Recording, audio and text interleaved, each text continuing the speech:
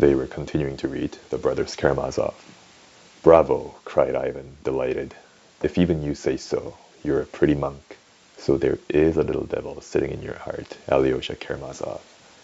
What I said was absurd, but that's just the point." "That but," cried Ivan. "Let me tell you, novice, that the absurd is only too necessary on earth. The world stands on absurdities, and perhaps nothing would have come to pass in it without them. We know what we know." "What do you know?" "I understand nothing," Ivan went on, as though in delirium. "I don't want to understand anything now. I want to stick to the fact.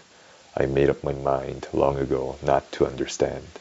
If I try to understand anything, I shall be false to the fact, and I have determined to stick to the fact." "Why are you trying me?" Alyosha cried, with sudden distress. "Will you say what you mean at last?" "Of course I will. That's what I've been leading up to. You are dear to me. I don't want to let you go, and I won't give you up to your Zosima." Ivan for a minute was silent. His face became, all at once, very sad. "Listen, I took the case of children only to make my case clearer. Of the other tears of humanity with which the earth is soaked from its crust to its center, I will say nothing. I have narrowed my subject on purpose. I am a bug, and I recognize in all humility that I cannot understand why the world is arranged as it is. Men are themselves to blame, I suppose. They were given paradise, they wanted freedom, and stole fire from heaven, though they knew they would become unhappy. So there is no need to pity them. With my pitiful, earthly, Euclidean understanding, all I know is that there is suffering, and that there are none guilty.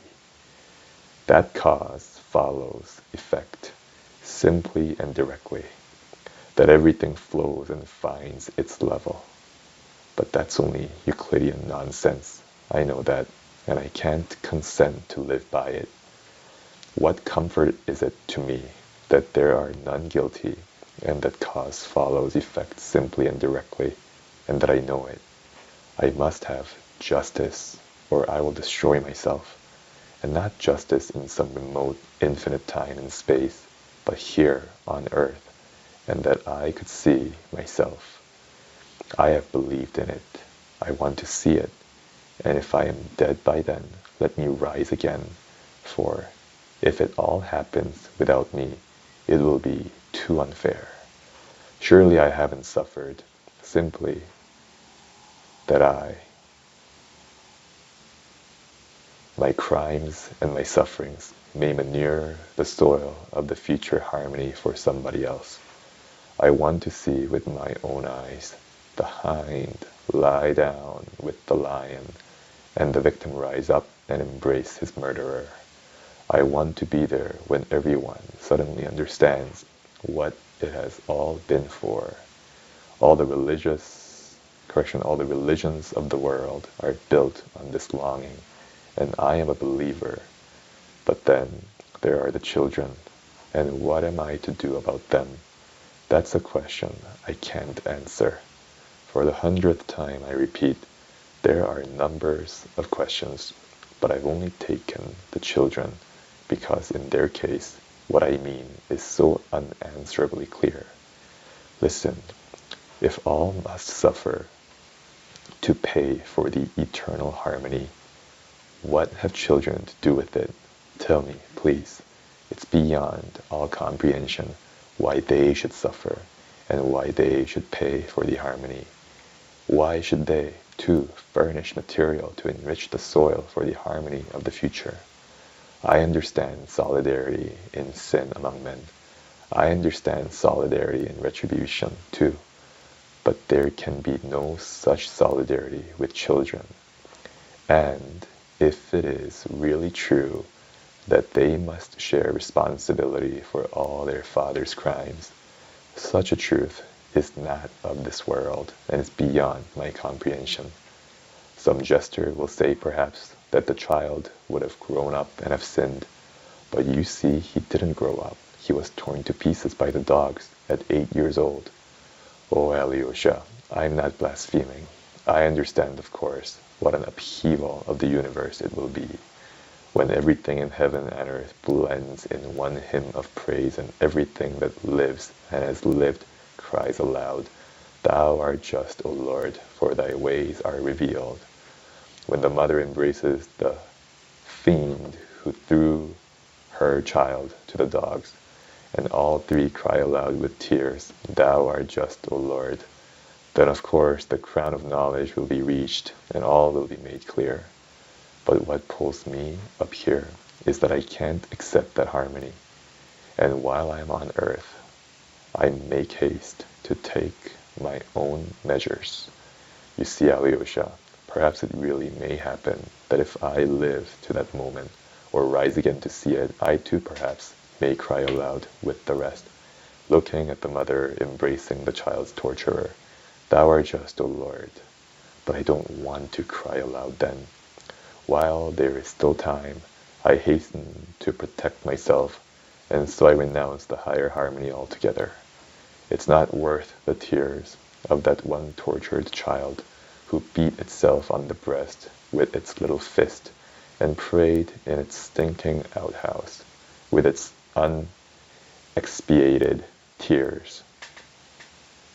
To dear, kind God, it's not worth it, because those tears are unatoned for. They must be atoned for, or there can be no harmony. But how? How are you going to atone for them? Is it possible? By their being avenged? But what do I care for, avenging them? What do I care for, a hell for oppressors? What good can hell do, since those children have already been tortured? And what becomes of harmony if there is hell? I want to forgive. I want to embrace. I don't want more suffering. And if the sufferings of children go to swell the sum of sufferings which was necessary to pay for truth, then I protest that the truth is not worth such a price. I don't want the mother to embrace the oppressor who threw her son to the dogs. She dare not forgive him. Let her forgive him for herself, if she will. Let her forgive the torturer for the immeasurable suffering of her mother's heart. But the sufferings of her tortured child she has no right to forgive. She dare not forgive the torturer, even if the child were to forgive him. And if that is so, if they dare not forgive, what becomes of harmony? Is there in the whole world a being who would have the right to forgive and could forgive? I don't want harmony from love for humanity. I don't want it. I would rather be left with the unavenged suffering. I would rather remain with my unavenged suffering and unsatisfied indignation, even if I were wrong. Besides, too high a price is asked for harmony. It's beyond our means to pay so much to enter on it. And so I hasten to give back my entrance ticket, and if I am an honest man, I am bound to give it back as soon as possible. And that I am doing. It's not God that I don't accept, Alyosha. Only I most respectfully return him that ticket. And that's the end of the reading for today. Have a good day.